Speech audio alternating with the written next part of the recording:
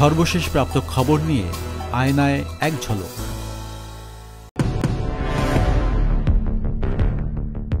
জুলাই গণ অভ্যুত্থানে আওয়ামী লীগের পতনে সমগ্র জাতি বুক ভরে শ্বাস নিতে পেরেছে বলে মন্তব্য করেছেন বিএনপির ভারপ্রাপ্ত চেয়ারম্যান তারেক রহমান। তিনি বলেন, ২৪ সালের ৫ আগস্ট বাংলাদেশে বহুল প্রত্যাশিত একটি পরিবর্তন হয়েছে। শনিবার দুপুরে ডক্টরস অ্যাসোসিয়েশন অব বাংলাদেশ ড্যাবের কাউন্সিলে ভার্চুয়ালি যুক্ত হয়ে এসব কথা বলেন তারেক রহমান।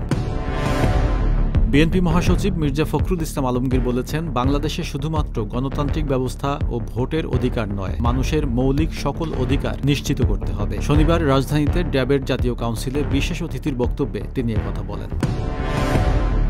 প্রধান নির্বাচন কমিশনার এএমএম নাসির উদ্দিন বলেছেন, নির্বাচন সিস্টেমের উপর মানুষের আস্থা নষ্ট হয়ে গেছে। মানুষের আস্থা ফিরিয়ে কেন্দ্রে নিয়ে আসা এখন বড় চ্যালেঞ্জ। এই দেশে একটি সুষ্ঠু নির্বাচন হতে পারে, এই বিশ্বাস স্থাপন করতে হবে। শনিবার সকালে রংপুর আঞ্চলিক নির্বাচন কর্মকর্তার কার্যালয়ে কর্মকর্তাদের সঙ্গে মতবিনিময় সভা শেষে সাংবাদিকদের তিনি এসব কথা বলেন।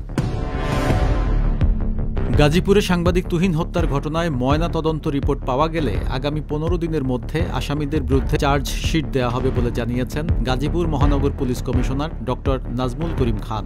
শনিবার দুপুরে জিএমপির সদর দপ্তরে আয়োজিত সংবাদ সম্মেলনে তিনি একথা বলেন।